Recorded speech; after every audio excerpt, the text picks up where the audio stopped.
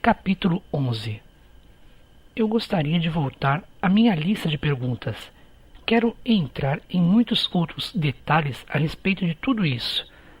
Sei que poderíamos escrever um livro inteiro apenas sobre os relacionamentos, mas então eu nunca chegaria às minhas outras perguntas. Haverá outras ocasiões e outros lugares, até mesmo outros livros. Eu estou com você. Vamos em frente. Voltaremos aos relacionamentos se tivermos tempo. Está bem. Então, a minha próxima pergunta é: por que eu nunca consigo ganhar dinheiro suficiente? Estou destinado a viver sempre com dificuldades financeiras? O que está me impedindo de realizar todo o meu potencial no que diz respeito a isso?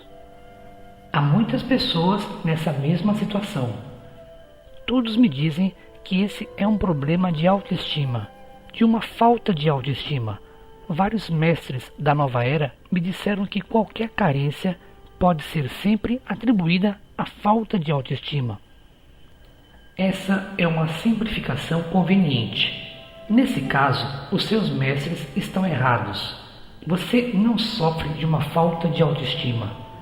Na verdade, o maior desafio de toda a sua vida tem sido controlar o seu ego.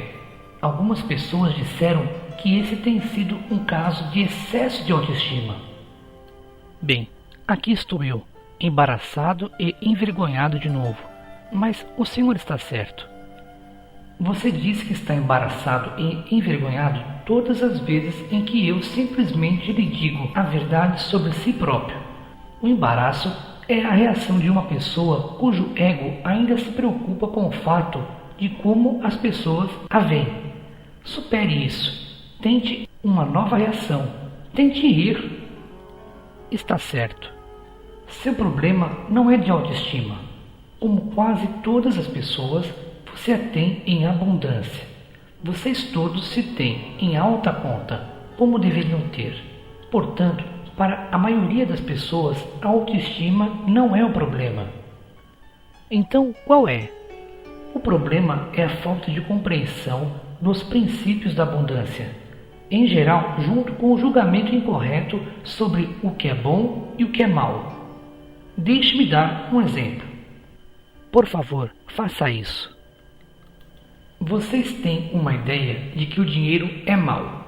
Também têm uma ideia de que Deus é bom. Benditos sejam. Por esse motivo, em seu sistema de pensamento, Deus e dinheiro não se misturam. Bem, acho que em certo sentido isso é verdade. É assim que eu penso. Essas ideias tornam as situações interessantes, porque passa a ser difícil para você cobrar por qualquer boa ação. Quero dizer, se você considera uma atitude muito boa, valoriza menos em termos de dinheiro. Dessa forma, quanto melhor uma ação é, isto é, quanto mais proveitosa, menos dinheiro vale. Você não está sozinho nisso. Toda a sua sociedade pensa assim. Por este motivo, os seus mestres ganham uma ninharia e as pessoas que fazem striptease uma fortuna. Seus líderes ganham tão pouco comparados com os astros do esporte que acham que têm de roubar para cobrir a diferença. Seus padres e rabinos vivem a pão e água, enquanto você atira moedas para artistas em casas de espetáculos. Pense nisso. Tudo em que você coloca um alto valor intrínseco acha que deve ser barato. O pesquisador solitário que procura cura para a AIDS tende a implorar por dinheiro, enquanto que a mulher que escreve um livro sobre centenas de novos modos de ter sexo grava fitas e promove seminários nos fins de semana para se estender nesse assunto ganha uma fortuna. Essa inversão de valores é uma tendência sua e deriva do passado errôneo. O pensamento errôneo é a sua ideia a respeito do dinheiro. Você o ama e, contudo, diz que é a origem de todo o mal. Você o adora e, no entanto, o chama de vil metal. Diz que uma pessoa é podre de rica. E se uma pessoa realmente enriquece fazendo coisas boas, imediatamente suspeita dela. torna isso errado. Por esse motivo, é melhor um médico não ganhar dinheiro demais ou ser discreto a respeito do que ganha. E uma pastora, é realmente melhor ela não ganhar muito dinheiro, presumindo-se que você deixaria uma mulher ocupar esse cargo, ou certamente haverá problemas. Veja bem, em sua mente, uma pessoa que escolhe o ofício mais nobre deveria receber a menor remuneração. Sim, está certo. Você deveria pensar nisso, porque esse é um pensamento muito errado. Eu pensei que não existia certo ou errado. Não existe. Existe apenas o que lhe serve e o que não lhe serve. Os termos certo e errado são relativos. E quando eu os utilizo, é dessa forma. Neste caso, relativos ao que lhe serve, ao que você diz que deseja. Seus pensamentos em relação ao dinheiro são errados. Lembre-se de que os pensamentos são criativos. Então, se você pensar que o dinheiro é ruim e que você é bom, bem, pode perceber o conflito? Agora, você em particular, meu filho, leva esse drama de consciência muito a sério. Para a maioria das pessoas, o conflito não é tão grande. Elas ganham a vida fazendo serviços que detestam, então não se importam de receber dinheiro por isso. Receber o que é mal em troca do que é mal. Mas você adora o que faz com os dias e momentos de sua vida. Adora as atividades com que os preenche. Portanto, para você, receber grandes somas pelo que faz seria, em seu sistema de pensamento, receber o que é mal em troca do que é bom e considera isso inaceitável. Prefere morrer de fome a aceitar o vil metal pelo serviço puro, como se, de algum modo, esse serviço perdesse a sua pureza se aceitasse dinheiro para realizá-lo. Então, aqui nós temos essa ambivalência no que diz respeito ao dinheiro. Parte de você o rejeita e parte se ressente por não tê-lo. O universo não sabe o que fazer em relação a isso, porque captou dois pensamentos diferentes. Por esse motivo, no tocante às finanças, a sua vida será confusa, porque você está confuso em relação ao dinheiro. Você não tem um enfoque claro, não sabe ao certo o que é verdade. E o universo é apenas uma grande máquina de fotocópias. Simplesmente produz várias cópias de seus pensamentos. Agora, só há uma forma de mudar tudo isso: mudar os seus pensamentos. Como posso mudar o meu pensamento? O que eu penso sobre algo é a minha opinião a respeito. Meus pensamentos, minhas atitudes e ideias não surgiram da noite para o dia. Tenho de achar que são o resultado de anos de experiência, uma vida inteira me deparando com as situações. O senhor está certo a respeito do que eu penso sobre o dinheiro, mas como posso mudar isso? Essa poderia ser a pergunta mais interessante desse audiolivro. Para a maioria dos seres humanos, o método usual de criação é um processo de 3 passos que envolve pensamentos, palavras e atos. Primeiro vem o pensamento, a ideia formativa, o conceito inicial. Depois vem a palavra. Quase todos os pensamentos se transformam em palavras, que frequentemente são escritas ou ditas. Isso dá mais energia ao pensamento, empurrando-o para o mundo, onde pode ser notado por outras pessoas. Finalmente, em alguns casos, as palavras são postas em ação, e você tem o que chama de um resultado, uma manifestação no mundo físico do que começou com um pensamento. Tudo ao seu redor no mundo, criado pelo homem, surgiu assim, ou por meio de uma variação disso. Todos os 3 centros de criação foram usados. Mas agora surge a pergunta: como mudar um pensamento responsável? Essa é uma ótima pergunta e também muito importante, porque se os seres humanos não mudarem alguns de seus pensamentos responsáveis, a humanidade poderá condenar-se à extinção.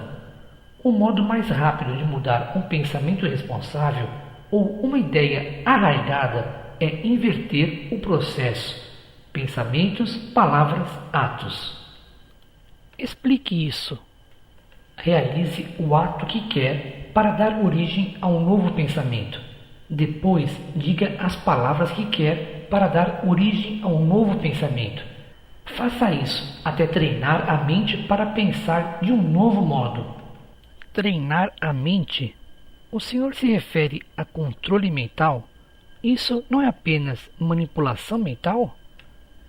Você tem ideia de como a sua mente começou a pensar como agora pensa? Não sabe que o seu mundo a manipulou para pensar assim? Não seria melhor você, e não o mundo, manipulá-la? Não seria melhor para você ter os pensamentos que quiser, em vez dos alheios? Não está melhor armado com pensamentos criativos, em vez de reativos? Não obstante, a sua mente está cheia de pensamentos reativos que se originam de experiências de outras pessoas.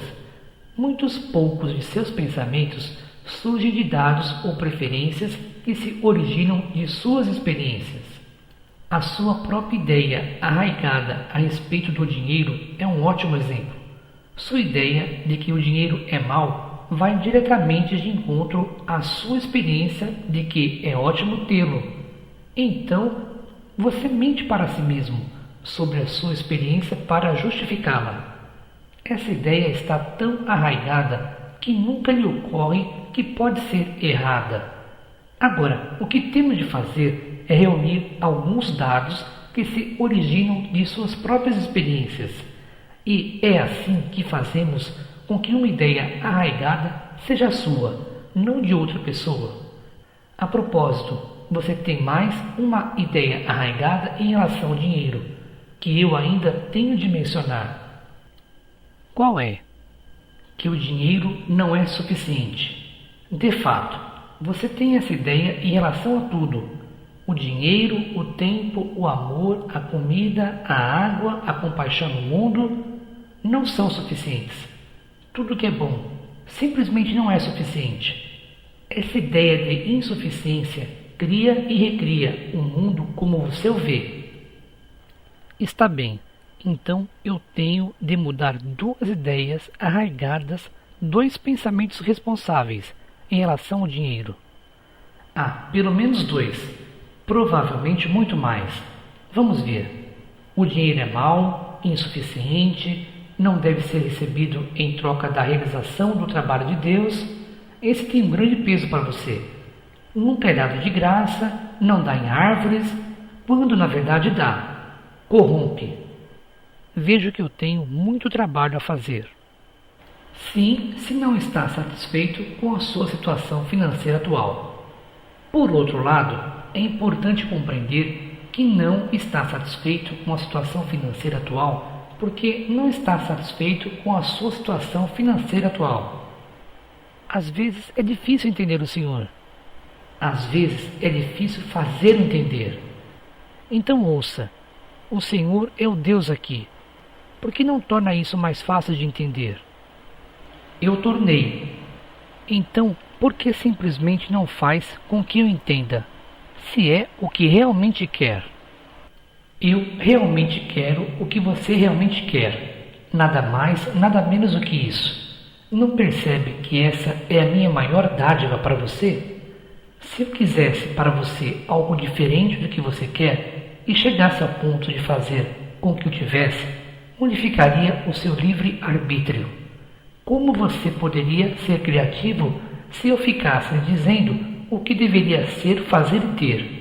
Minha alegria está em sua liberdade, não em sua submissão. Está bem, mas o que o senhor quis dizer ao afirmar que não estou satisfeito com a minha situação financeira atual porque não estou satisfeito com a minha situação financeira atual?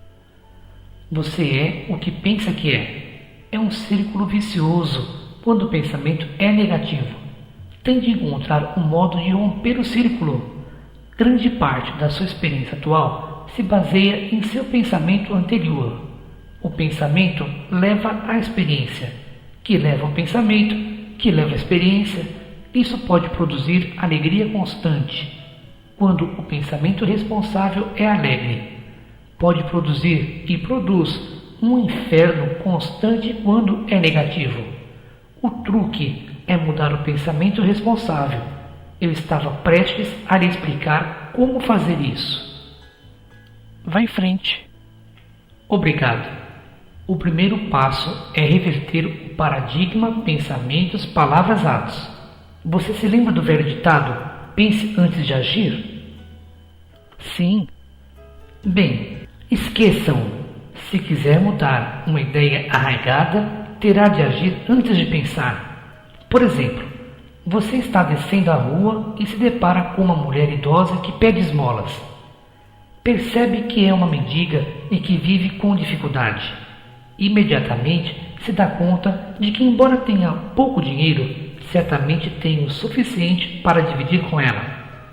Seu primeiro impulso é dar-lhe um pouco. Há uma parte de você que está pronta para procurar em seu bolso algumas notas, de 1 e até mesmo 5. Torne isso um grande momento para a mulher. Leve alegria para ela. Então vem o pensamento: você está maluco? Nós só temos 7 para passar o dia. E você quer dar 5? Então você começa a procurar no bolso uma nota de 1. E o pensamento vem de novo: ora, vamos! Você não tem tantas dessas para dar-lhes de esmola. Pelo amor de Deus, dê-lhe algumas moedas e vamos sair daqui. Rapidamente, você mete a mão no outro bolso para procurar as moedas. Seus dedos só encontram moedas de 5 e 10 centavos. Sente vergonha. Aqui está você, bem vestido e alimentado, prestes a dar uma ninharia para a pobre mulher. Tenta em vão encontrar uma ou duas moedas de 25 centavos. Ah, lá está uma, bem na dobra do bolso. Mas agora você já passou por ela, com um sorriso sem graça, e é muito tarde para voltar atrás. Ela não recebe moeda alguma. Você também não.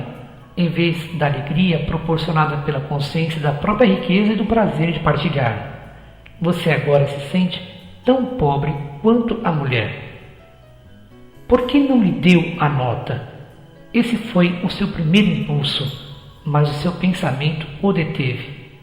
Da próxima vez, decida agir antes de pensar. Dê o dinheiro, vá em frente, você o tem e há mais no local de onde veio. Esse é o único pensamento que o separa da mendiga. Você sabe que há mais no local de onde veio e ela não. Quando você quiser mudar uma ideia arraigada, haja de acordo com a nova ideia que tem. Mas deve agir rápido, ou sua mente a matará antes que você a conheça.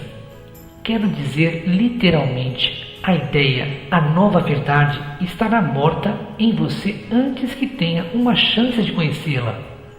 Então haja rápido quando surgir a oportunidade, e se o fizer com bastante frequência, sua mente logo assimilará a ideia que será o seu novo pensamento. Ah, estou começando a entender. É isso que significa o movimento do novo pensamento? Se não é, deveria ser. O novo pensamento é a sua única chance, a sua única oportunidade real de evoluir, crescer, tornar-se quem realmente é. Neste momento, a sua mente está cheia de velhos pensamentos, não só seus, como principalmente de outras pessoas. Agora é hora de mudar de ideia em relação a algumas coisas. Isso é evolução.